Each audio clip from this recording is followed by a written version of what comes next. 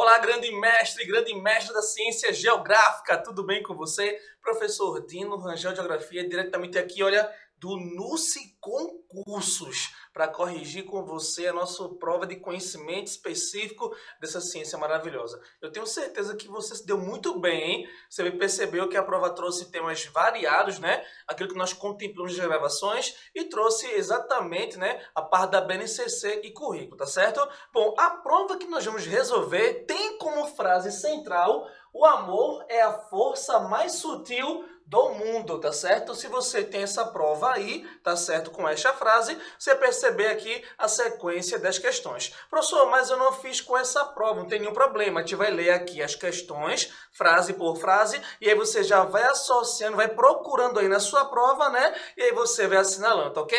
Podemos ir? Vamos embora, grande mestre, grande mestra. Bom, com essa prova de geografia, nós começamos aí pelos itens 51 e 52. Acerca das categorias da geografia em séries iniciais do ensino fundamental, julgue os itens a seguir, né? Os itens seguintes. Interessante, né? Ele já começa a situar você exatamente sobre a especificidade, né, de conceitos básicos para o ensino fundamental. Perdão, 51. Lugar consiste em uma dimensão do espaço geográfico próximo, olha a palavra-chave, hein? Na qual uma relação de identidade é estabelecida. Nós falamos muito sobre isso. Lugar é aquele ambiente em que há uma construção de memórias afetivas socioemocionais. Por isso que esse item, tranquilíssimo, professor, está corretíssimo, perfeito? Então, 51 está correto. O lugar vai trazer essa característica de identificação, de memória, de afeto, de subjetividade. 52, olha, preste atenção, hein?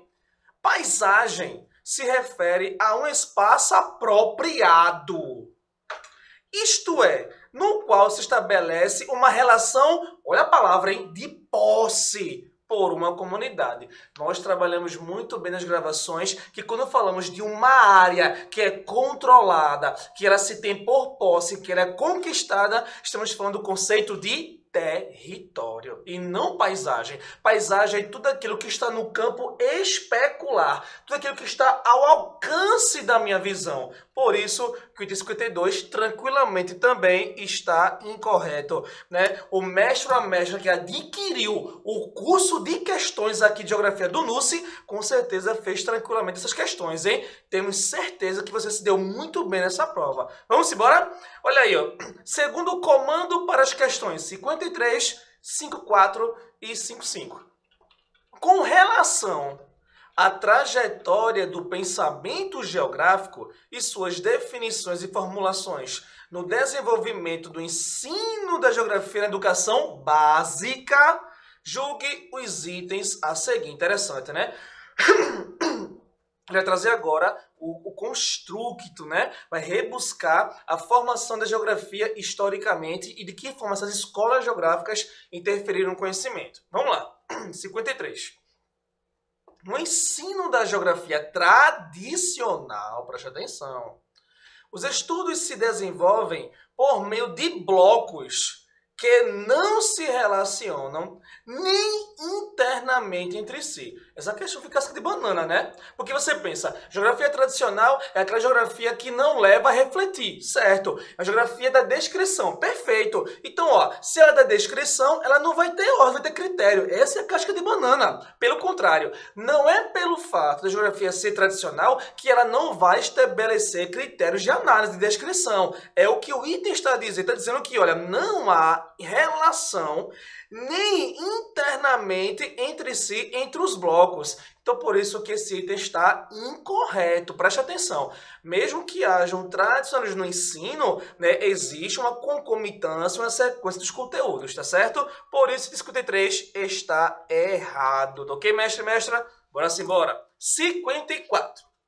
A nova geografia se destaca por defender a criação de referenciais de análise por meio da comparação dos lugares, enfatizando o princípio da analogia. Veja que interessante. A gente sabe a geografia tradicional que vai preservar, né, que vai prezar, melhor falando, pela descrição dos fatos, e vamos partir para uma geografia, perdão, da criticidade.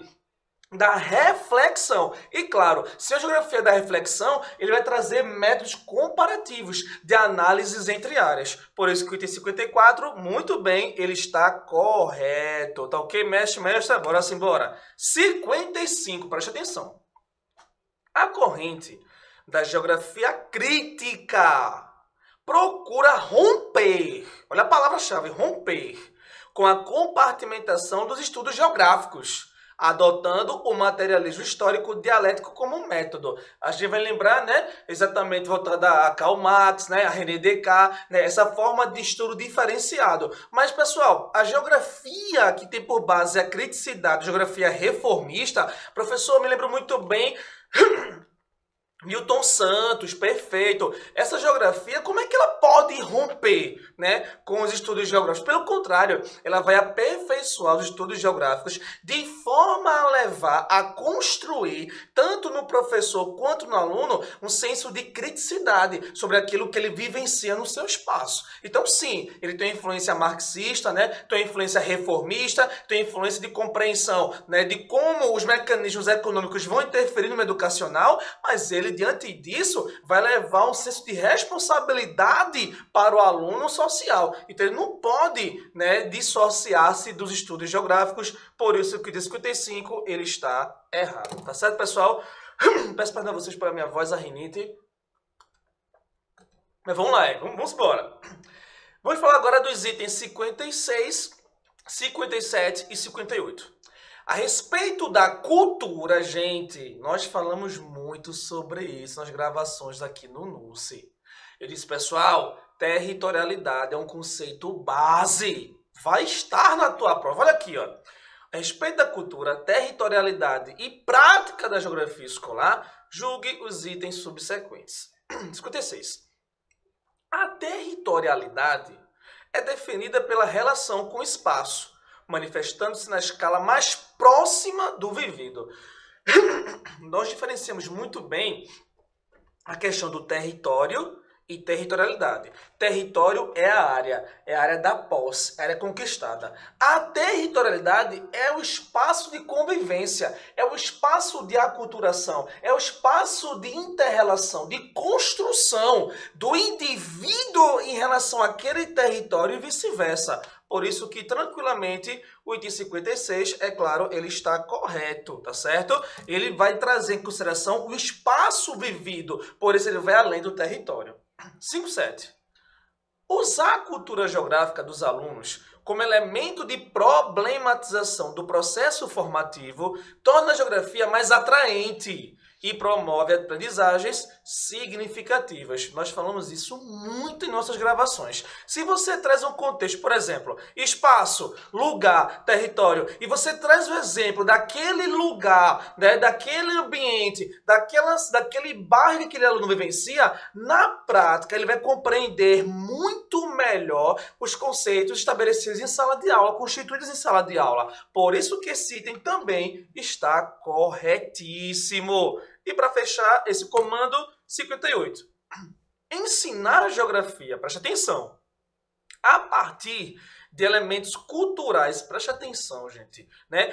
Nós chamamos muito atenção aqui nas gravações. Leia com calma os itens. Não leia rápido, porque você pode ter sido enganado. Olha a palavra-chave aí, olha. Independe da cultura que os estudantes possuem e produzem em seu cotidiano. Ou seja, quer dizer que estudar o processo de favelização, de periferização para um aluno que mora, né, que estuda na escola pública, por exemplo, numa área de periferia, não é importante. Ou seja, aquilo que ele vivencia da periferia, da discriminação social, não vai ajudar a compreender o que ele vê em sala de aula. É isso que ele está dizendo. Por isso que ele está totalmente incorreto. Tá ok, pessoal? Tá ok, mestre e mestra? Questões tranquilas, hein? Nós falamos aqui nas gravações. Quem adquiriu o curso tá lembrando muito bem das aulas, perfeito? Vamos embora. Comando dos itens 59, 60 e 61. Acerca das novas abordagens teóricas e metodológicas do ensino da geografia, julgue os seguintes itens, né? A abordagem de dinamização da ciência geográfica. Vamos lá, 59. O pensamento espacial por operar com conceitos espaciais, como posição, distância, localização e direção, constitui o raciocínio geográfico. Gente, eu tô rindo aqui, porque nós falamos isso nas aulas gravadas. Lembra disso? Professor, eu tô lembrando, tá lá na aula gravada. O conceito de raciocínio geográfico, ele tem a ver diretamente com o quê? Com os princípios geográficos, com os conceitos básicos de formação do território. Por isso que esse item está corretíssimo. Eu tenho certeza que você, mestre e mestra, que adquiriu o curso, está lembrando das aulas. Perfeito? Vamos embora. 60. O trabalho de campo, falei muito nas gravações, hein? O trabalho de campo pode ser considerado uma metodologia ativa, desde que haja mediação adequada do professor. Nós falamos sobre isso, né? Por exemplo, lembra que nós comentamos nas aulas a questão da BNCC e do currículo para o ensino médio, que ele é um agente transformador da sociedade, então ele precisa ir ao campo muitas vezes para compreender aquela geografia que ele vê em sala de aula. Então, claro, sob a mediação de um responsável, porque mesmo que haja construção dúbia entre professor e aluno, o professor é aquele que vai mediar, possibilitar os materiais necessários para que o aluno possa construir esse conhecimento, esse raciocínio geográfico. Por isso que o item 60, ele também está correto. Agora vamos lá, B1, hein? Preste atenção. Na aprendizagem baseada em resolução de problemas, né, a BRP, não, presta atenção, não existe propriamente ensino, pois o aluno constrói o conhecimento em resultado do processo de trabalho no problema com vistas à sua solução. Como nós falamos de geografia mais progressista, de geografia mais libertária, de geografia mais construtivista, nós compreendemos que o professor ele não é o sumo sacerdote do conhecimento. Esse aluno, né, de sala de aula, ele é que vai construir primordialmente esse assunto através de reflexões. Só que essas reflexões, elas vêm, né, de uma provocativa do mediador, que é o professor. Então não pode haver a construção de um conhecimento unicamente por aquele que é ouvinte. Ele está dizendo que não há ensino praticamente. Há o ensino sim, há a mediação sim. O que não há é a construção uníssona, de mão única do professor, levando o conhecimento para que o aluno possa absorver como esponja. Não. Ambos constituem este ensino. Por isso que o item 61 ele está incorreto. Tá ok, pessoal? Tá claro isso? Vamos embora. Esse comando da questão 62, 63, 64 vai trazer agora a instituição das tecnologias. Lembram que nas últimas aulas falamos sobre isso, né? O Google Maps, o Google Earth, né? São ferramentas importantíssimas para o professor. Comentamos isso também. No que se refere às novas tecnologias da informação e comunicação, no ensino da geografia, julgue os itens que se seguem. Vamos lá. O uso de softwares interativos, acabei de falar, o Maps e o Earth, como procedimentos metodológicos nas aulas de geografia, de novo a palavra. Gente, essa palavra a Sebrasp ela adora. Independe da capacidade do professor de manusear essas tecnologias. Oxê, quer dizer que o aluno é o aluno que vai chegar na sala e vai manusear a tecnologia para o professor. Tá claro, a gente entende que a relação de ensino ela é dúbia, existe a construção da reflexão pelo aluno, mas essa construção de conhecimento vem pela reflexão, né, provocada pelo mestre. Então é claro que é o mestre que tem que saber manusear a tecnologia de forma a possibilitar o aluno compreendê-la para uma maior, né, absorção do conhecimento geográfico. Por isso que esse item 62 ele é tranquilamente incorreto, né, pessoal? Errado. 63. O uso das novas TICs no ensino da geografia contribui para auxiliar a aprendizagem de fatos e fenômenos. Perfeito. Pois estes são apreendidos, mas efetivamente a partir da linguagem gráfica, associada a linguagens textuais. Eu vou ler novamente para você prestar bem atenção. Vamos lá.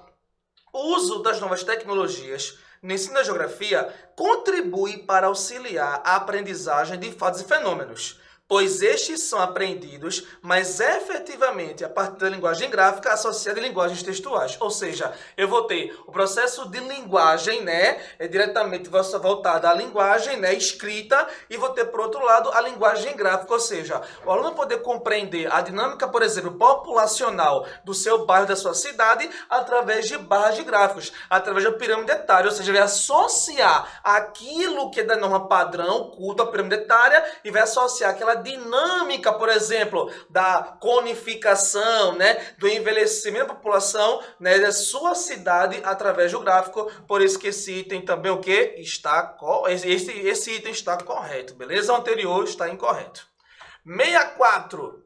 O ensino de geografia, as geotecnologias, né, perdão, no ensino de geografia, as geotecnologias como ferramentas cartográficas, olha a palavra-chave, limitam-se a desenvolver habilidades ligadas à construção e interpretação de mapas. Ele está dizendo que a geotecnologia, né, ele está o quê? Como ferramenta cartográfica, ele só faz elaborar mapa. Claro que não, gente. A geotecnologia, ele vai ajudar você, através da elaboração de mapas, a compreensão, a interpretação pela sua legenda, pelas rotas, pelas imagens indicativas no mapa, vai ajudar o aluno a compreender melhor aquela dinâmica de como foi constituído aquele espaço e elaborado em meio de gráfico. Por isso que esse item está incorreto. Tá ok, mestre e mestra? As geotecnologias, elas vão trazer o mapeamento, mas além do mapeamento, vão trazer a interpretação desse mapeamento. Vai trazer o conjunto de elementos que vai estar lá na legenda, além de elementos positivos a mais que vão levar o aluno a compreender melhor a dinâmica daquele espaço, ok? Vamos lá, itens 65, 66 e 67 vão trazer um outro comando. Vamos lá.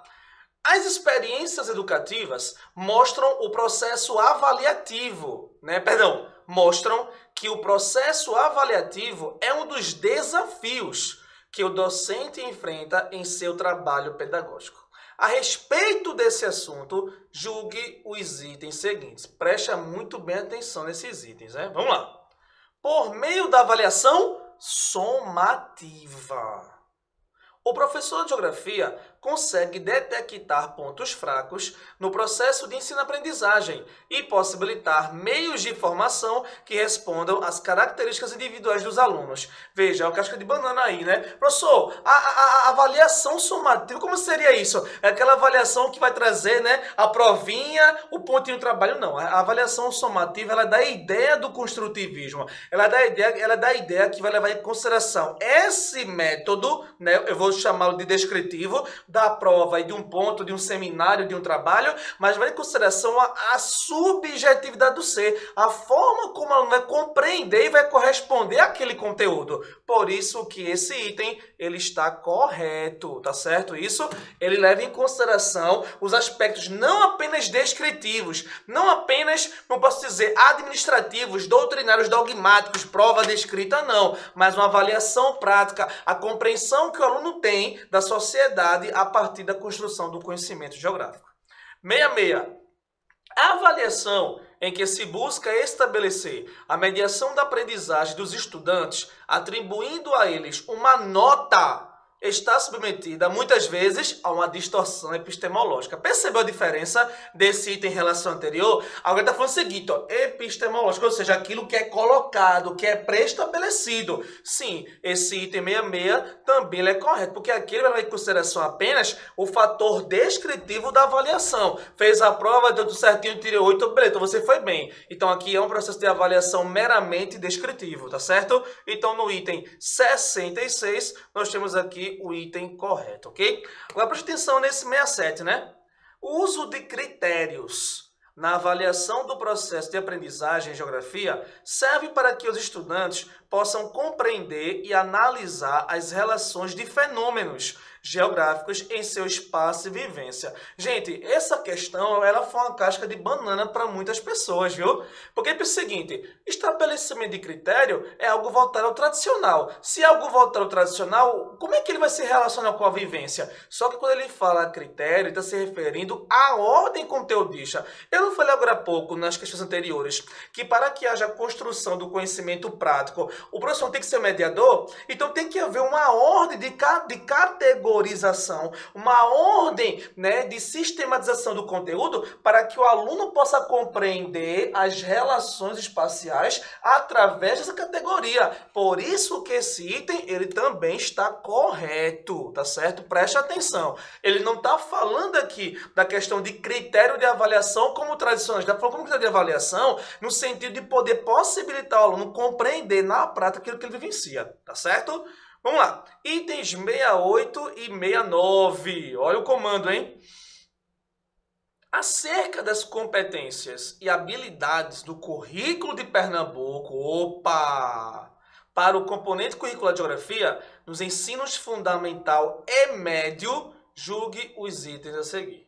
A unidade temática estruturante, o sujeito e o seu lugar no mundo, remete a um pensar geográfico em que o indivíduo se conhece como transformador do espaço em que ocupa. Interessante, né? O sujeito e o seu lugar, ou seja, através da subjetividade, através da compreensão, principalmente no nono ano, hein? Principalmente no nono ano, tá certo? É bom enfatizar isso. Ele vai poder interagir com esse espaço, vai poder compreender como se dá a relação dos elementos geográficos com a sua vida e como ele pode contribuir para transformar. Por isso que esse item 68, ele é um item correto. 69.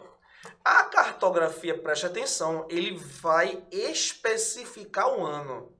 A cartografia se apresenta a partir de uma unidade temática no 6º ano, pois é nesse momento que o aluno faz uso da interpretação de mapas como linguagem direcionada para a apropriação das dinâmicas socioespaciais. É interessante, né? A gente só tem ideia que a cartografia ela só é estabelecida prioritariamente no primeiro ano científico, ensino médio, né? Ah, latitude, longitude, curvas de nível, isoípsias, isóbaras. Não, mas o aluno precisa compreender inicialmente o seu ponto de localização, o meio de orientação, e a cartografia ela se baseia inicialmente pelos pontos cardeais, colaterais e subcolaterais. E esses aspectos são vistos exatamente no 6º ano. Por isso também está correto. Tá claro isso, gente? Ele está falando aqui sobre a questão do currículo pernambucano, tanto no ensino fundamental quanto no ensino médio. E a gente tem essa inserção, né, da pessoa como construtor da sua sociedade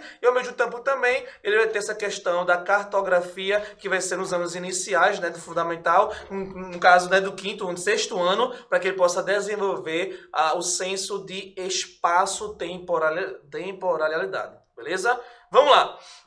Questão 70. Gente, essa questão 70, olha aí, ó. A Base Nacional Comum Curricular, a BNCC, do ensino médio para a área de ciências humanas e sociais aplicadas, professor, eu já me liguei. Ele não está falando geografia, ele está falando ciências humanas e sociais. Ele está falando o quê? Ensino médio. Tá? Isso é importantíssimo, né? Aplicada está organizada a partir de temas estruturantes com os quais o currículo de Pernambuco dialoga. Ponto. Presta atenção na pergunta. No que se refere a BNCC? Engraçado, né? Ele fala o currículo de Pernambuco, mas ele vai trazer. No que se refere a BNCC, julgue o seguinte item. Vamos lá. Na unidade espaço, territórios e fronteira, né, evidenciam-se as narrativas locais sobre a relação com o tempo e espaço, por meio da construção do espaço geográfico. Agora preste atenção no que ele fala agora, hein? Dando destaque à inter-relação peculiar entre sertão, agreste litoral. Professor, esse item foi a caixa de banana, não foi? Foi.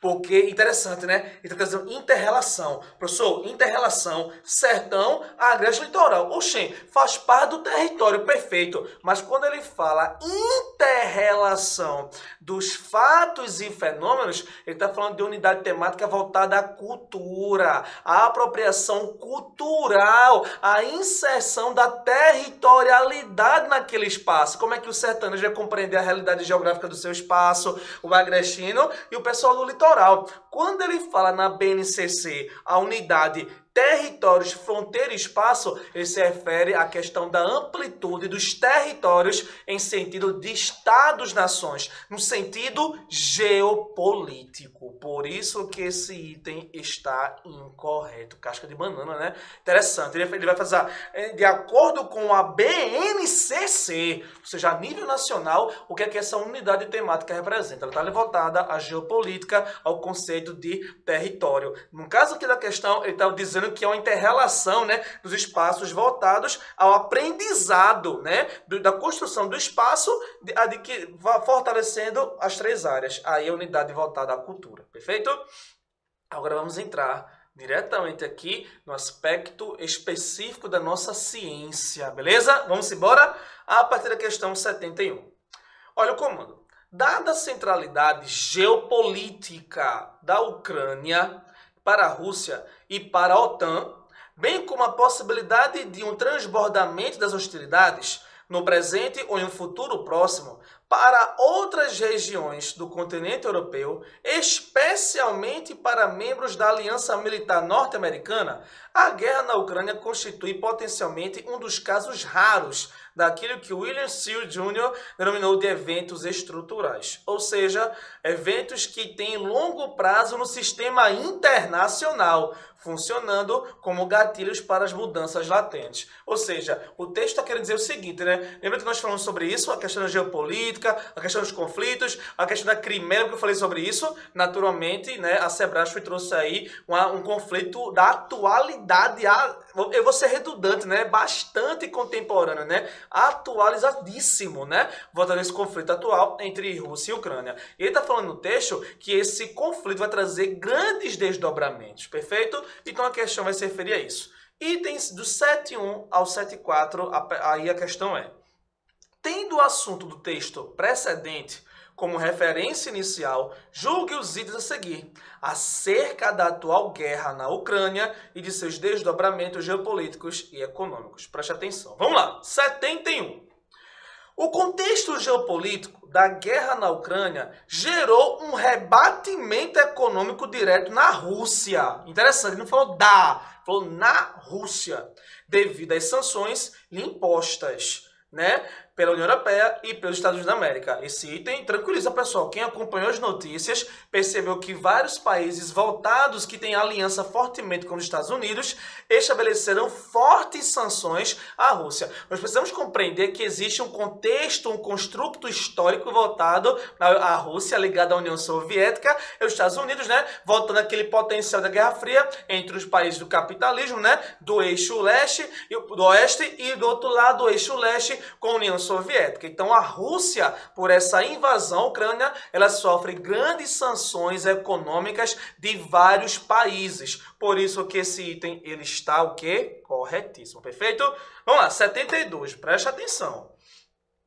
Na reunião do G7, ocorrida na Alemanha, no mesmo dia em que foram registrados ataques russos a Kiev, foi uma oportunidade para o presidente ucraniano, né, solicitar mais armas e sanções contra Moscou, né? É muito importante enfatizar que os países do Ocidente, influenciados principalmente pela OTAN, os países que têm o regimento da União Europeia, né? Que, por exemplo, falou da Alemanha, antes a Angela Merkel tinha uma política muito da paz, uma política muito de abertura, né? Principalmente dos países em relação à questão de correntes migratórias, né? E como a Rússia tinha essa problemática histórica relacionada ao Ocidente, então sim, a Ucrânia viu uma oportunidade, né? Nesse aspecto ocidental, de poder pedir retaliações em relação ao território russo. Por isso que esse item também está correto. Agora, preste atenção nesse item 73, hein?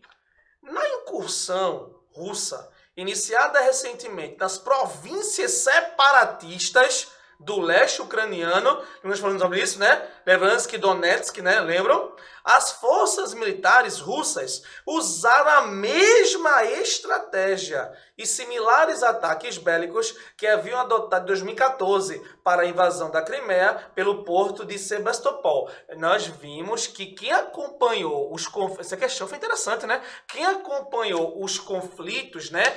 Dia a dia, nos momentos iniciais da guerra, a gente sabe que essa movimentação russa foi diferenciada. A gente sabe que em Kiev e mais ao norte ucraniano, a Rússia encontrou várias correntes de resistência em relação ao exército ucraniano, de forma que a Rússia teve que modificar a sua área de abrangência mais ao sul. Por isso que esse item está incorreto. Veja, a absorção da Península da Crimeia, né? Você teve a questão da votação, a votação da maioria da Crimeia, que era a população russa, né? Contestou a Ucrânia, a não entrada da Ucrânia na União Europeia em 2014, e aí a Rússia acabou meio que tomando diretamente pela península. Foi direto o contra-ataque. No ataque à Ucrânia, ele estabeleceu grande concentração, né, ao norte, depois teve que voltar para a zona sul. Então não foi da mesma maneira, porque aí houve uma forma de pensar uma estratégia diferenciada, tá ok? E aí, 74. Essa questão 74 é uma casca de banana.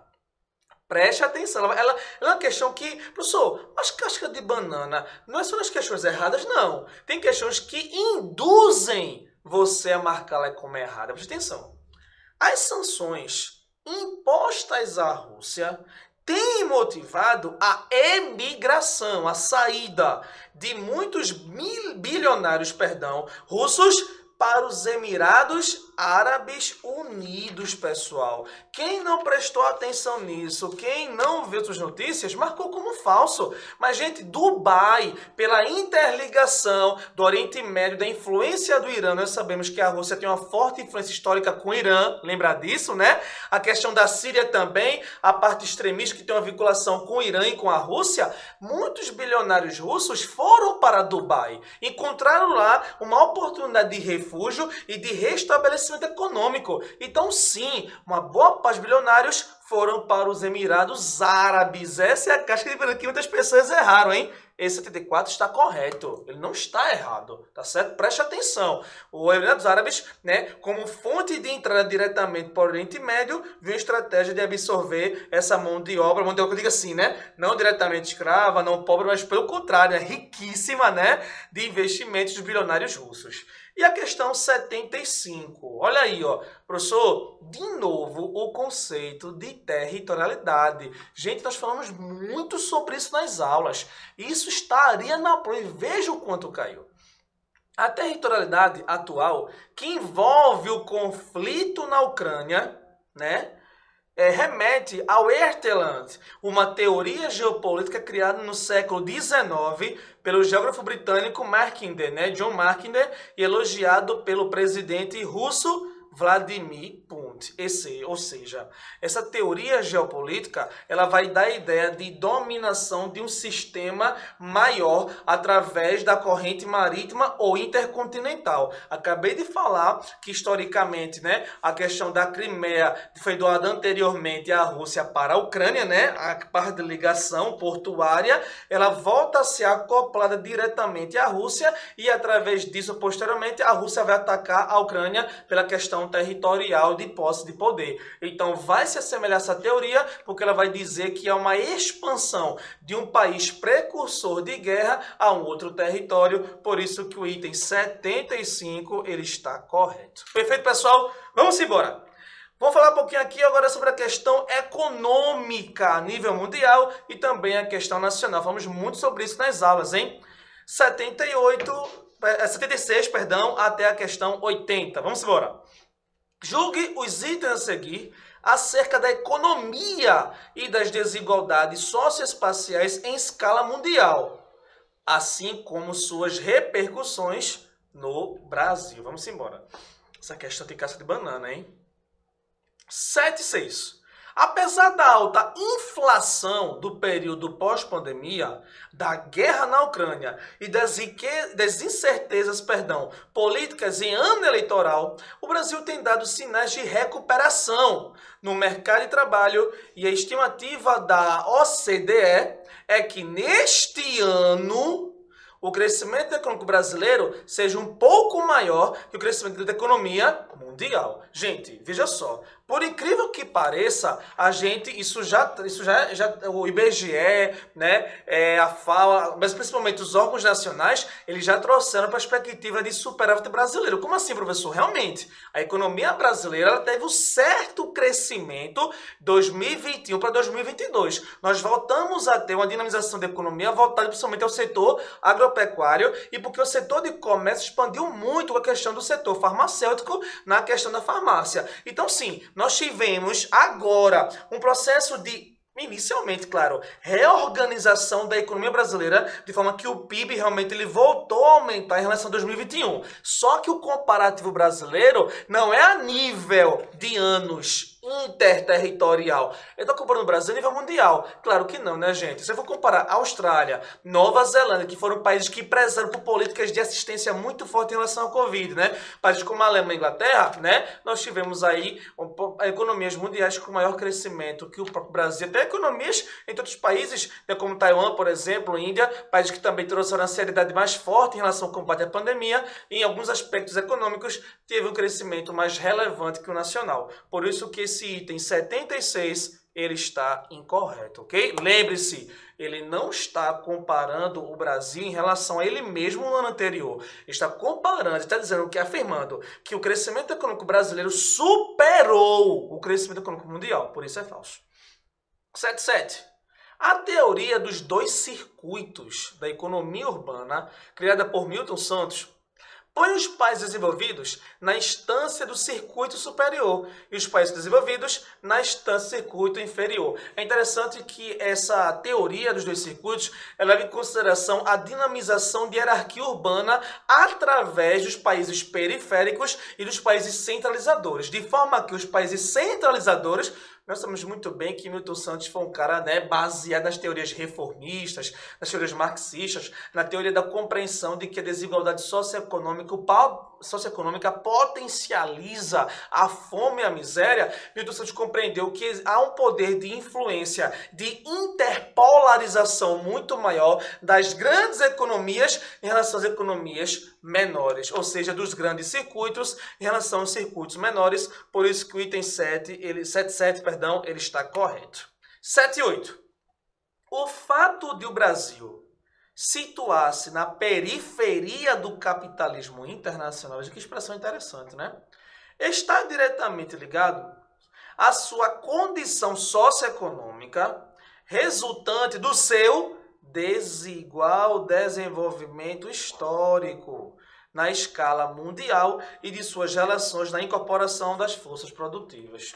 Corretíssimo, né, pessoal? Se nós levamos em consideração o IDH brasileiro, né? O IDH que foi 79º em muitos anos. Nos últimos anos caiu 5 posições. O Brasil hoje é o 84º país do mundo em relação ao IDH. Um país que tem um índice de Gini, né, de 0 a 5, tem uma desigualdade socioeconômica acima de 4. Então nós temos um país que tem uma diferenciação econômica expressiva. E isso faz com que o Brasil, dentro de suas desigualdades interterritoriais, da elevada concentração de renda, principalmente no sul-sudeste, e da disparidade econômica em relação ao nordeste e norte, faz com que o Brasil esteja não na mesa de bem-estar das grandes economias, mas na periferia capitalista. Por isso que esse item 7 e 8 está corretíssimo. 7 e 9. Vamos lá. O comércio internacional tem a divisão, gente, essa questão aqui é uma casca de banana. Preste atenção.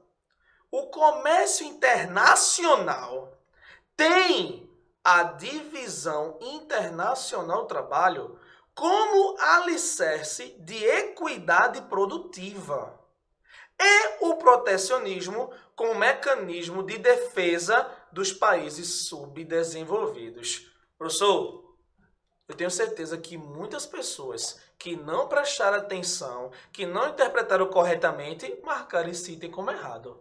Mas, gente, sabe por que algumas pessoas talvez tenham marcado errado? Porque eles levaram em consideração a palavra equitativa. Peraí, como assim? A distribuição dos bens é equitativa. Mas, gente, ele não está falando que o mundo globalizado é equitativo. Ele está dizendo que o modo equitativo de produção, ele é voltado, ele é baseado pelo comércio internacional. E está correto. Para o comércio internacional, através da divisão internacional do trabalho, esse método produtivo, ele tem que ser equilibrado e igual para os países. Ou seja, os países periféricos menos desenvolvidos é que se virem para poder apropriar, tecnologizar suas relações produtivas ou ainda mais se tornarem dependentes das grandes economias. Então, quando ele fala equitativo, ele não está se referindo à globalização que torna o mundo igual. Ele está se referindo como um mecanismo do comércio internacional. Por isso que o método tem que ser equitativo, ou seja, é o mesmo padrão capitalista para todos. Aí ele fala do protecionismo. Você acha que entre as grandes economias vai haver protecionismo? Gente, qual é a base? Nós falamos isso aqui na aula de globalização. Quem contactou, quem assistiu às aulas, viram isso, perceberam, a gente falou muito de globalização. O protecionismo, ele cada vez mais cai nas economias, porque eles precisam de interligação econômica. Então, os países desenvolvidos não vão ter o protecionismo mais fortalecido. Serão os países subdesenvolvidos, que, na verdade, é uma tendência cada vez mais também a diminuir. Por isso que esse item, ele está correto. Tá claro isso? O protecionismo, ele vai se tornar um mecanismo de defesa para os países mais pobres, porque os países mais ricos vão tentar se interligar cada vez mais para dominar os países mais pobres. E essa distribuição equitativa não é no sentido globalizado, é no sentido que a divisão internacional do trabalho, ela vai estabelecer um critério próprio, né, para a economia internacionalizada. Agora, preste atenção no item 80, hein? Muitas pessoas também erraram isso aqui. Espero que você, aluno NUSSI, ele não tenha errado. Veja a casca de banana. No início do século 21, 2001, né? Partindo no início, 2001, 2010, houve uma redução significativa da dívida externa do Brasil. Gente, quando a gente vai para o ano 2001, a gente está passando de uma transição, né, de um governo, em termos de governo a priori, né, do governo diretamente voltado ao governo de FHC para o governo de esquerda, e aí depois a gente vai ter agora, mais recentemente, um governo de direita relacionado, contraponto ao governo de esquerda anterior. A gente viu que alguns acontecimentos foram claríssimos, né?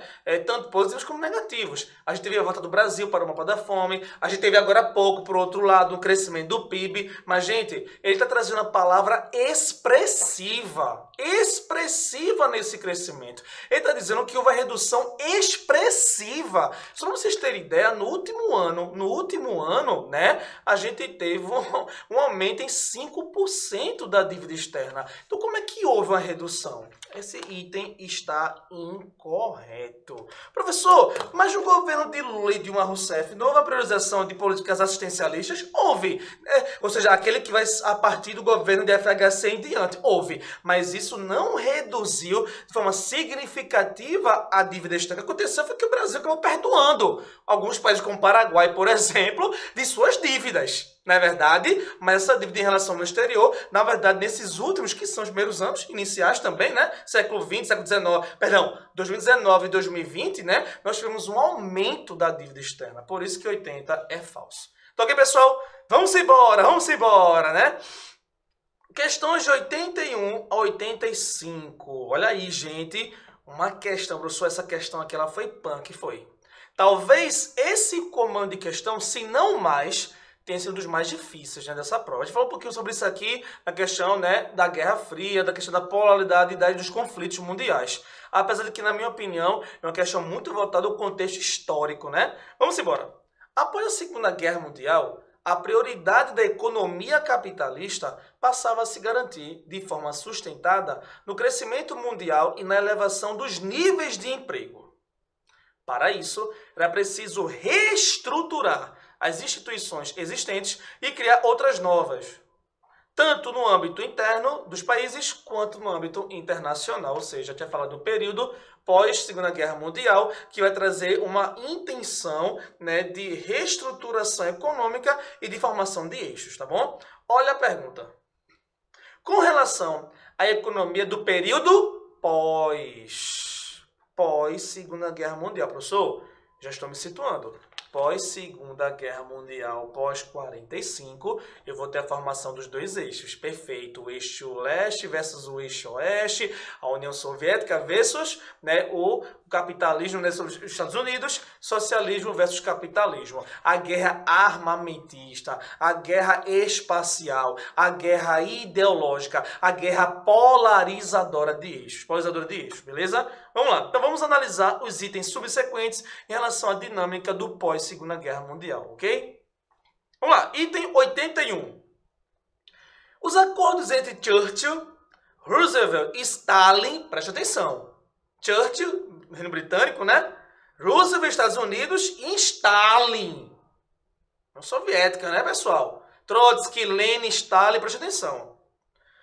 Após o fim da Segunda Guerra Mundial, nortearam a geopolítica dos países ocidentais por intermédio da doutrina Truman e das conferências de Yalta e Potsdam, né? Ou Potsdam, e conduziram a geoeconomia desses mesmos países por meio do sistema de Bretton Woods e do Plano Marshall. Professor, primeiro, quando a questão é tão grande assim, né, é acreditado, né, a esmola está muito grande, a gente está desconfiando. Está muito bela a questão.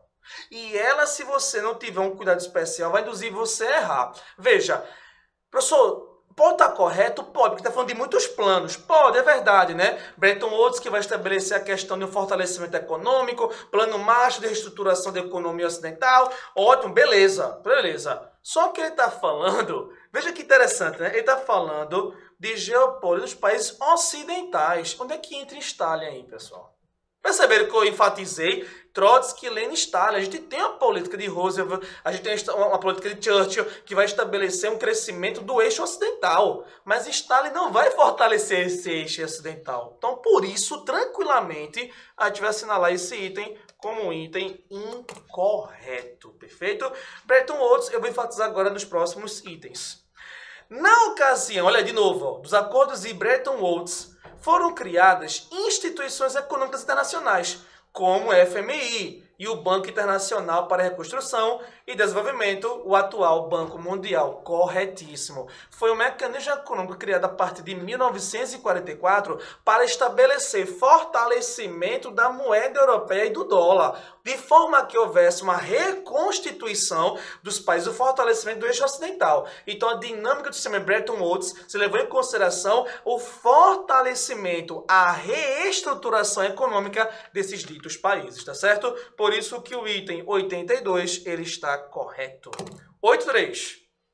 No Brasil, preste atenção, hein? No Brasil, a lenta transição em direção aos princípios liberais acordada em Bretton Woods coincidiu com o fim do Estado Novo e o início de um governo mais integrado à economia internacional, presidido pelo Eurico Gaspar Dutra. Gente, quem não prestou atenção nessa questão, ela tem casca de banana.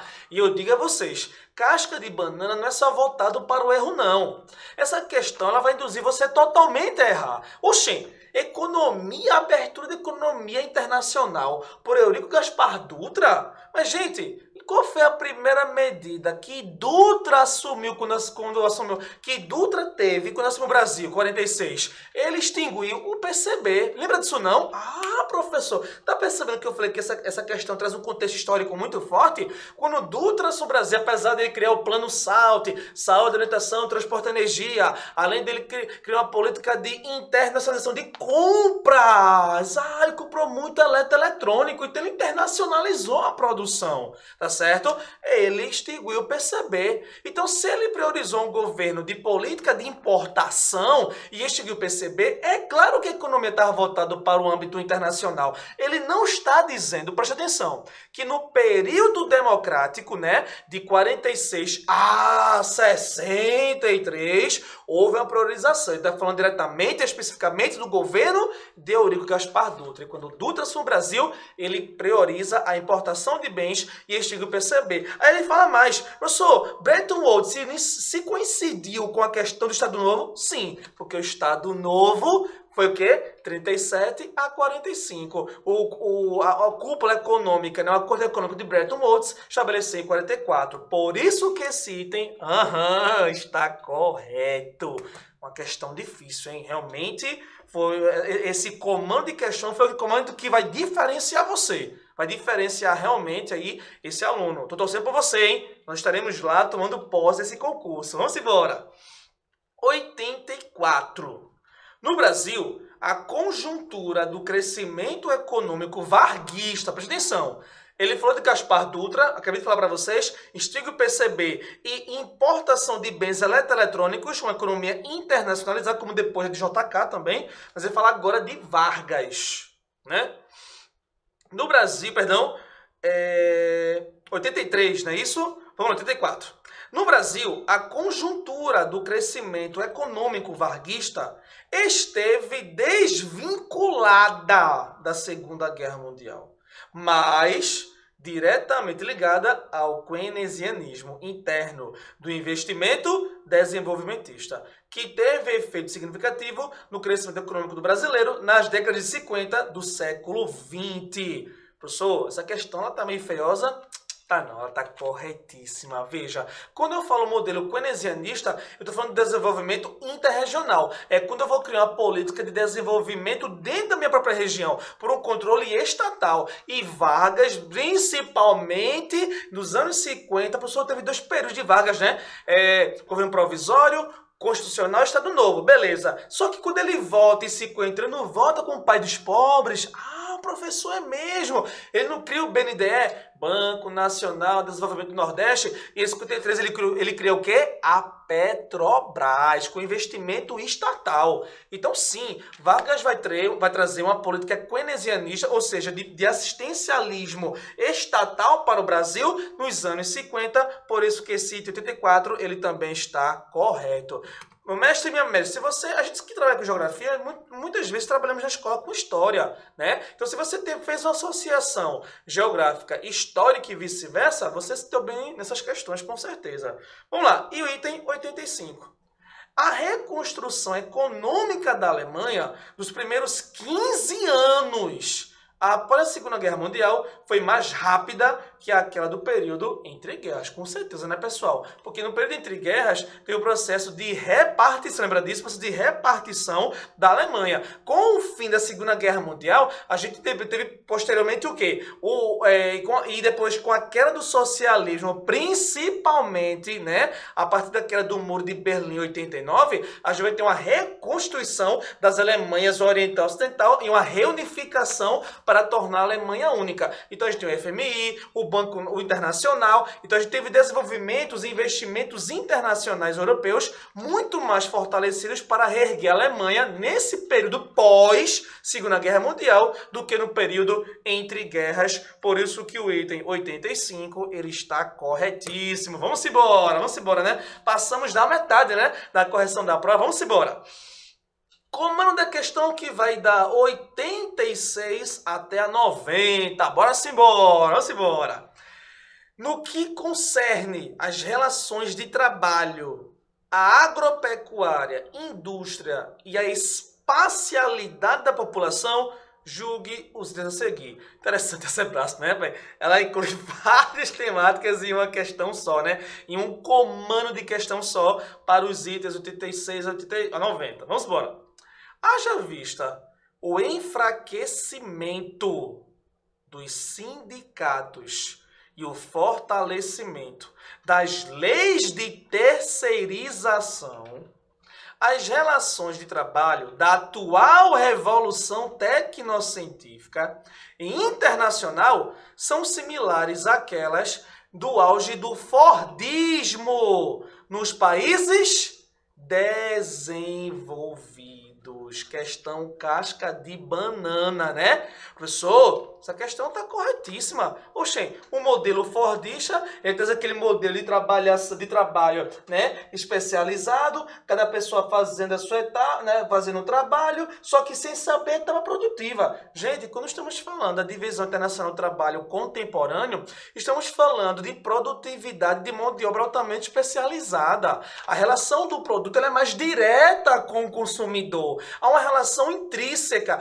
Quando você vai acessar seu computador, vai pesquisar uma bolsa, vai aparecer várias bolsas para você. Então, há um método de produção muito mais fortalecida, direta e interconectada ao consumidor. Ele está falando do Fordismo. Nós sabemos que esse método de produção atualizada está voltado ao segmento toyotista, a produção de qualificação altamente especializada que vai atender os desejos diretamente do consumidor. Essa é a grande casca de banana, porque o toyotismo vai se levar em consideração a mão de obra qualificada alta. Se ela não for, ela não está nesse mercado de trabalho. E na atualidade, nós sabemos que na revolução tecnocientífica, quanto menos uma pessoa for mão de obra qualificada, deixará cada vez mais às margens desse mundo globalizado. Tá claro isso? Por isso que não é fordista e sim toyotista. Errado.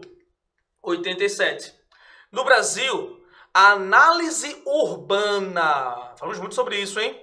Sobre a sobrevivência de boa parte da população está geograficamente ligada à segregação socioespacial, conceito que envolve problema de ordem social, econômica, cultural e política. Gente, nós falamos muito sobre isso.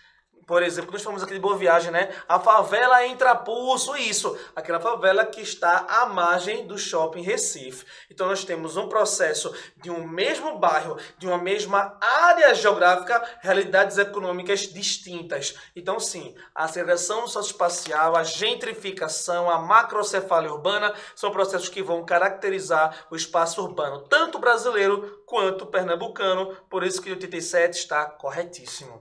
88.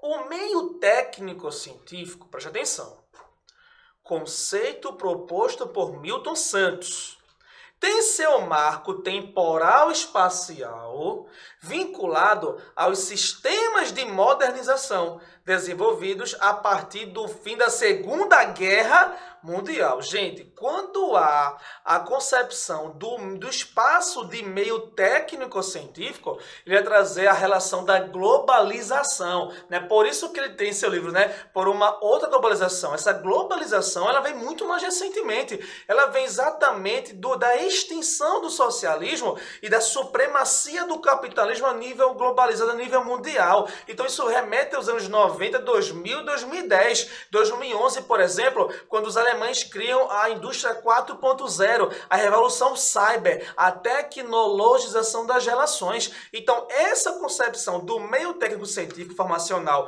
de Milton Santos, ela vem, na verdade, do pós-Guerra Fria, né? De um mundo multipolar. Então, ele é mais recente, por isso que esse item 88 está incorreto. Tá claro, pessoal? 89.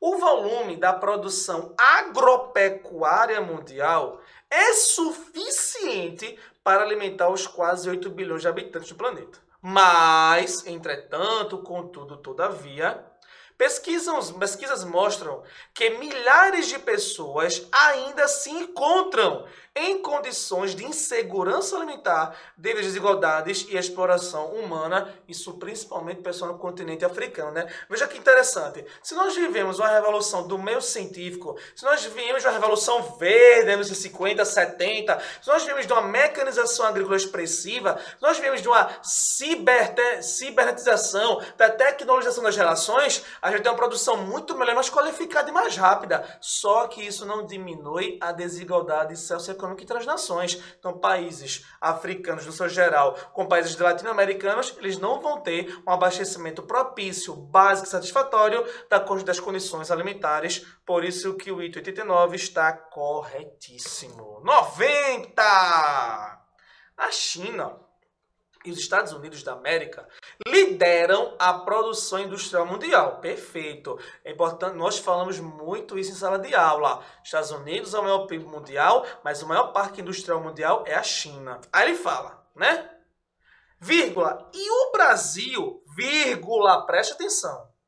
Apesar de apresentar nessa área percentual bem abaixo do atingido por esses países, tem aumentado sua participação no valor adicionado da indústria de transformação em decorrência da sua crescente competitividade nas exportações. Essa é uma questão que vai induzir você a errar. Ele está falando que o Brasil, devido às suas exportações, vai trazer uma competitividade a nível mundial pela indústria de transformação. Aí aqui está um engano. A gente vai trazer o mercado internacional competitivo exatamente para os nossos commodities, ou seja, nossos principais produtos agrícolas que se tornam mecanizados. Ou seja, a gente vai ter a competitividade da soja, do rebanho bovino, da carne, a gente vai ter da laranja, da uva, da manga. Mas quando ele fala de indústria de transformação, ele está falando da indústria de retirar da matéria-prima. Não. O Brasil, apesar de ter uma grande riqueza mineralógica geológica, a gente ainda depende muito de alguns recursos minerais, infelizmente. Então, na verdade, a gente tem um commodity muito mais forte a nível mundial do que a indústria de transformação. Por isso, o item 90, ele é um item incorreto, errado. Vamos embora. Dos itens 91 aos itens 93. Explorando as riquezas da terra. E preste atenção que agora essas questões, eles vão abordar algo que nós falamos muito em sala de aula, pessoal. As questões ambientais. Se liga, hein? Explorando as riquezas da terra de forma capitalista de produzir, afeta diretamente o meio ambiente, muitas vezes provocando impactos negativos irreversíveis ou de difícil recuperação. Vamos embora? Considerando o assunto do fragmento de texto anterior, julgue os itens a seguir relativos ao impacto ambiental. Vamos lá. 91. O Japão é um dos poucos países que, já no final dos anos 50 do século passado, não associava fumaça e lixo a progresso, prosperidade e geração de empregos, pois sua economia se baseava na industrialização tecnológica. É importante, nós falamos isso aqui na aula de globalização e na aula de formação dos eixos. Lembra disso? Do eixo unipolar, do eixo bipolar e do eixo multipolar a partir de 90. Nós falamos que o Japão foi um país altamente arrasado, né, por Hiroshima e Nagasaki pelos Estados Unidos, mas que depois recebeu, né, esse perdão, né, esse pedido de desculpas norte-americano e recebeu grande investimento a partir de 50. A partir daí, e principalmente dos anos 90, né, em diante, é que o Japão vai começar a concentrar o seu poderio, principalmente os chamados tigres asiáticos. Então, quando o Japão começa a ser, né, tecnologizado, quando ele começa a receber investimentos, como ele começa a se reerguer, ele vai ter uma política voltada à tecnologização das relações, por isso que esse item 91 ele está correto. Agora, é importante enfatizar uma coisa, né, que a banca pode trazer aí uma argumentação diferenciada. O que ele pode alegar aqui é a ênfase do Japão nos anos 50. A gente sabe que a tecnologização, né, a multipolaridade, ela vai se estabelecer prioritariamente a partir de 90 com a queda do socialismo. Vai ter o eixo Estados Unidos, o eixo União Europeia e o eixo Japão, que posteriormente entra a China, tá bom? Então, o Japão vai começar, né, a se tecnologizar muito fortemente a partir de 50, mas muito mais fortemente a partir de 90. Ele está falando da ideia de lixo, né? E aí, realmente, a progressão do Japão vai ser por meio de tecnologia, tá bom? 92. A temática do meio ambiente, na atualidade, tem produzido transformações em práticas de produção e consumo, como as adoções de energias e matérias-primas renováveis, processos de baixo impacto ambiental, medidas de mitigação de danos, energias limpas, entre outros. Sim, de acordo com a proliferação da contaminação do solo, dos maiores recursos naturais, o mundo atual começou a adequar, não todos os países mundiais, ele tem, por exemplo, o Brasil com a matriz energética mais equilibrada do mundo, umas 10, né? A gente países como a Rússia, a própria China, que investiu mais de 346 bilhões de dólares, já falamos sobre isso aqui, diretamente na diminuição da emissão de gases. Então as grandes potências estão começando a compreender que, na verdade, quanto maior a poluição, maior a mortalidade de sua mão de obra ativa, ou seja, a população economicamente ativa. Então, eles começaram a trazer, mudar a concepção para poder investir melhor nas chamadas energias renováveis, por isso que o item 92, ele também está corretíssimo. Vamos lá, 93, estamos chegando no fim, então próximo, 93. Diversos setores da atividade industrial têm utilizado selos de certificação ambiental para comprovar o baixo impacto ou medidas de mitigação e compensação ambiental decorrente do processo produtivo. Não é à toa, pessoal, que a partir dos anos 2000, principalmente 2010, a gente teve aí as chamadas ISOs, né? As empresas de engenharia civil, engenharia ambiental, elas começaram a adotar estratégias ambientais de forma a ter construção de obras, mas de forma que leve em consideração a sustentabilidade dos meios. Então a gente vai ter política, como também, por exemplo, o passivo ambiental, falamos sobre isso, né? A questão do Bradesco que vai usar uma área empresarial, vai construir uma filial sua, um exemplo, em Boa Viagem, vai destruir uma área de vegetação, vai mobilizar a população? Vai, mas ele vai ter que repor aquilo de outra forma, ou em meio educacional, ou investimento informacional educacional, ou investimento de reflorestamento. Então, passivo ambiental, a questão da política do crédito de carbono a nível mundial, se um país ele vai poluir menos, isso vai dar créditos para que o país possa utilizar outras terras, né, para o bem social e para constituir empresa. Então, esses fatores, sim, eles são fundamentais, eles existem para que haja uma diminuição ou mitigação dos danos ambientais, tá claro? Então nós temos aí, nesse comando, os 3 itens corretos. De novo, vai trazer agora as políticas ambientais. Acerca da política e da gestão ambientais do Brasil, julgue os itens que seguem. Preste bem atenção nisso. A política ambiental indutora caracteriza-se pela intervenção direta do poder público ou de organismos não governamentais na proteção do meio ambiente. Essa questão ela aparenta ser uma casca de banana, né? Mas o português dela é interessante. Ela fala da intervenção política direta ou das ONGs. E sim, na política indutora há uma intervenção principalmente das organizações não governamentais para levar um senso de preservação e conservação do meio ambiente. Tá claro isso? Por isso que o item 94 ele está correto. Agora preste atenção nos outros itens, hein? Na Constituição Federal de 88, o capítulo específico sobre o meio ambiente instituiu novas bases de aplicação de sanções por infração ambiental, assim como a obrigação de recuperação de ambientes degradados e a compensação, acabei de falar, ó, pela exploração de recursos naturais na forma da lei. Por isso que foi instituído o chamado passivo ambiental. A empresa, a indústria, ela vai ter o compromisso socioambiental de repor, de recompensar, de restabelecer uma ordem no meio ambiente. Tá claro isso? Por isso que o item 95 ele também está corretíssimo, ok? 96. Em que pese o quadro do retrocesso ambiental recente, as políticas ambientais do Brasil, nos períodos de 88 a 2018, bem recente, hein?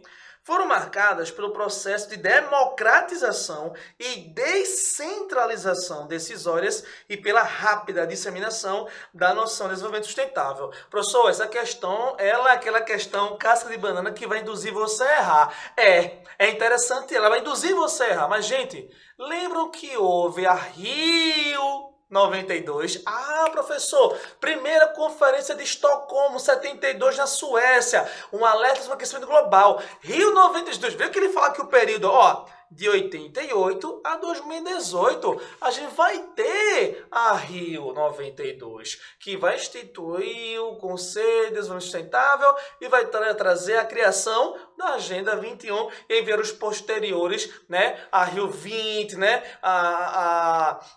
Perdão, a Rio, é isso mesmo, a Rio 10, Rio 20, vai trazer outras concepções, Kyoto, vai trazer o protocolo de Paris, tá certo? Ou seja, nós vamos ter aí vários arranjos, né, políticos, né, de conferências internacionais que vão trazer aí esse sentimento de conservação e preservação do meio ambiente através do conceito de desenvolvimento sustentável, tá certo, gente?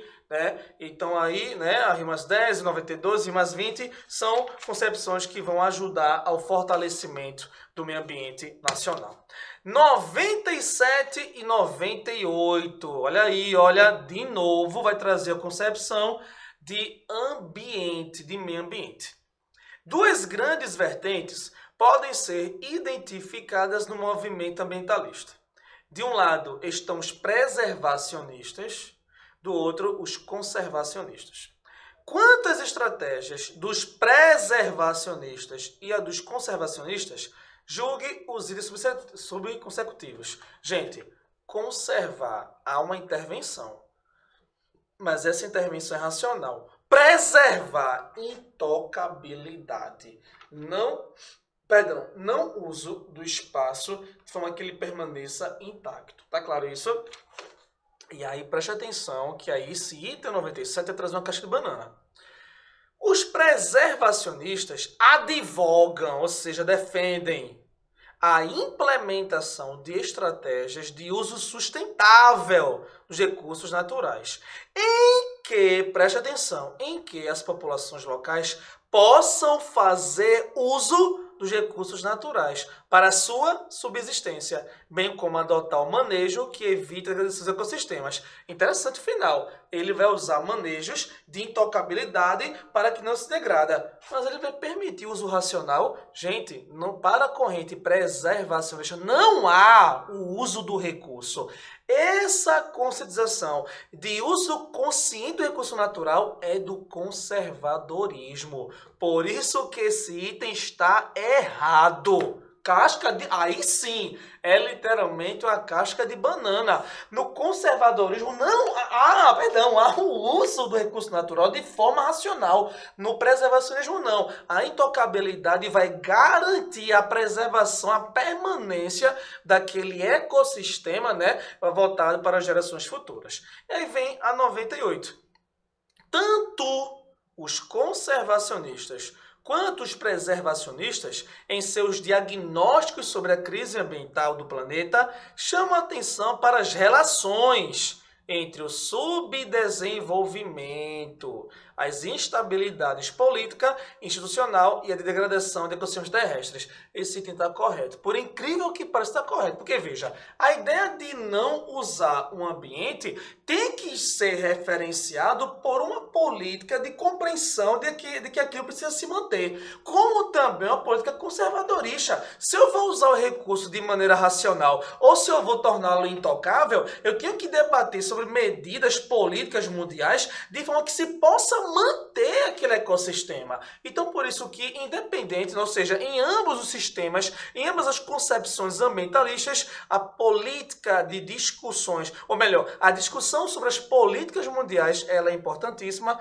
por isso que 98 também está correto. Beleza? Vamos embora, vamos embora. Olha aí, ó. Falamos tanto em meio ambiente, gente, eu falei muito isso nas nossas aulas. Lembra que eu separei um slide lá sobre biomas, né? A questão dos ecossistemas, a degradação ambiental, falei isso muito, gente. Preste atenção, quem assistiu às nossas aulas, com certeza vão perceber isso. Vamos lá. Comando das questões 99 a 101.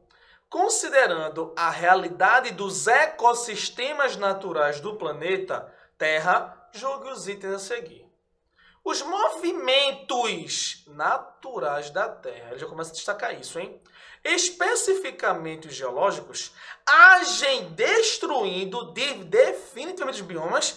Gente, lembra que nós falamos dos conceitos da geografia? Analogia, né? Extensão, analogia, causalidade, né? A questão da conexão e da atividade. Ou seja, o mundo está em constante transformação. Lembra daquele conceito básico no ensino médio e no ensino fundamental? O tempo histórico e o tempo geológico. Gente, nas eras geológicas, nas novas glaciações, houve uma modificação natural. Só que esse item está falando de maneira exacerbada, especializada, está dizendo que esse movimento natural está destruindo em grande potencialidade esse problema. Não, o que vai corroborar, o que vai potencializar essa destruição é exatamente as ações antrópicas. Esse é o problemático, tá claro isso? Por isso que o item 99 está incorreto, tá claro isso? Sim.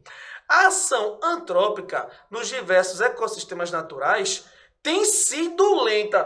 Percebe que esse item contrasta com o anterior, se não for pior ainda, né?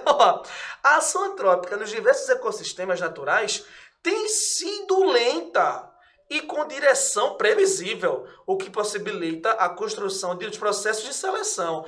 Gente, se a gente tem destruição, por exemplo, da Amazônia, do Cerrado, por exemplo, a expansão do processo de mecanização da soja do centro-oeste para o norte brasileiro, a gente vai ter um avanço, a uma ação rápida pelo processo de necessidade do agronegócio, pela necessidade da expansão industrial a nível nacional e internacional. Então, nunca que essa ação antrópica vai ser tão lenta, né? Por isso que o item 100 ele está incorreto. 101. Os ecossistemas naturais terrestres comportam-se de forma diferenciada. Perfeito. Mas olha a palavra seguinte. E dissociada, gente, dos aquáticos. Daí a necessidade de estudos próprios para cada um deles. Se ele falasse sobre especificidade, né, dos biomas ou dos sistemas aquáticos em relação aos terrestres, beleza. Mas ele está falando que é uma dissociação. A gente sabe que na biosfera a mudança do contexto da vegetação, do solo, vai interferir diretamente na questão aquática. A gente sabe que a questão do degelo, derretimento das cotas polares, vai aumentar o nível do oceano. Isso vai comprometer ilhas como a ilha de Tuvalu ou Tuvalu na Oceania. Professor, é mesmo. Se você tem uma ilha praticamente submersa, não vai comprometer, não, o sistema biológico, o ecossistema natural terrestre, não. Por isso que esse item ele está incorreto. Agora sim, vamos entrar no último comando de questões. Perfeito? Professor, você vai estar lá, hein? Você vai tomar posse desse concurso. Nós confiamos em você, nós estamos com você. Vamos lá! Acerca da devastação histórica nativa brasileira, julgue-os a seguir. Nós falamos muito da questão desses biomas da degradação ambiental. 102. O desmatamento histórico da Mata Atlântica. Lembra que eu falei isso? A segunda maior floresta tropical do mundo só perde para a equatorial. Representa perda de uma cobertura vegetal de característica homogênea. Professor, isso é geografia básica. Quanto mais próximo do Equador, menor latitude. Quanto menor latitude, maior radiação de calor. Maior radiação de calor, maior heterogeneização, ou seja, maior diversificação das espécies. De cara, essa 102, ela está incorreta. Professor, quais seriam os biomas mais homogêneos? Lembra dos filmes, né? O Crepúsculo, né? Ou filmes de Natal, aquelas árvores, as coníferas iguais, as florestas temperadas, né? As tundras, né? São vegetações mais polares, né? Mas temperadas. Quanto mais distante do Equador, ou seja, quanto mais uma área, a cobertura vegetal estiver localizada na zona térmica temperada ou zona térmica polar, ela será menos diferenciada. Ela será com menor diversidade, ela será mais homogênea. O caso disso é a floresta das araucárias no Brasil e dos pampas sulinos, perfeito? Por isso que o item 102 está incorreto. Aí ele fala a extensão litorânea que está correto, né? De Rio Grande do Norte a Rio Grande do Sul. Beleza. 103. Tendo em vista o conhecimento científico e a pressão internacional, preste atenção, pessoal. o governo brasileiro tem adotado práticas de conservação e preservação da Amazônia, gente, por meio de projetos de preservação ambiental e de garantia da integridade de territórios indígenas, a fim de evitar ocupações ilegais, grilagem de terra e incêndios criminosos. Pessoal, se isso ocorresse na prática, nós não teríamos a expansão da usina hidrelétrica de Belo Monte, no Pará, em que houve retirada de indígenas, né? Nós não teríamos a expansão expressiva do agronegócio voltado à soja, do Cerrado, né, do Centro-Oeste, voltado para a Amazônia, né? Infelizmente, nós não temos uma política de preservação e conservação consistentes. Pelo contrário, temos a política de exploração dos recursos mineralógicos e vegetais da nossa grande Amazônia, por isso que esse item está incorreto, beleza? Penúltimo, eita, tá chegando a saideira, penúltimo item, 104. Com a hegemonia cafeeira, interessante, né? Vastas áreas da Mata Atlântica agora foram destruídas, perfeito, para, por exemplo, a instalação de indústrias, a intensificação madeireira e a especulação imobiliária. A professora, especulação imobiliária, lembra que conceito em urbanização? A gentrificação. Com certeza, pessoal. A gente tem, principalmente na área litorânea brasileira, né? A gente tem um processo de ocupação, de densidade populacional muito fortalecida. E essa densidade populacional que vai se concentrar na porção leste brasileira vai ser muito em função da destruição do bioma da Mata Atlântica para dar lugar à especulação imobiliária. Por isso que tranquilamente o item 104 está corretíssimo. E agora sim, a nossa despedida, porque eu tenho certeza que você arrasou nessa prova. Último item, item 105.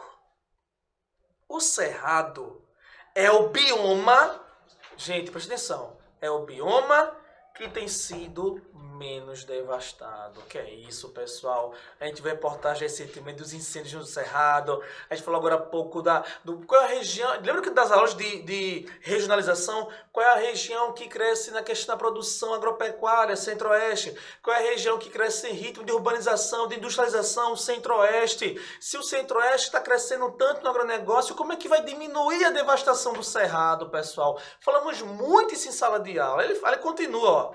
Em decorrência das dificuldades de sua ocupação, principalmente para projetos agrícolas que necessitam de solos férteis e recursos hídricos em quantidade abundante. Pelo contrário, a mecanização agrícola, através da grande produção da soja, vai elevar esse potencial de industrialização e destruição do nosso bioma tropófilo, ou seja, se adapta ao ambiente seco, ao ambiente úmido. 105 está incorreto. Meu mestre e minha mestra, eu venho aqui humildemente agradecer você que esteve conosco em todo o período do curso de questões, todos vocês que foram lá, deram as suas opiniões, que agradeceram, que nos parabenizaram, que estiveram conosco. Nós do NUSI Concursos temos a consciência tranquila e com muita humildade de que nós fizemos o melhor por vocês. Então essa é a nossa torcida. Nós estaremos lá tomando posse desse concurso. Um forte abraço, sucessos para você. Estamos juntos sempre.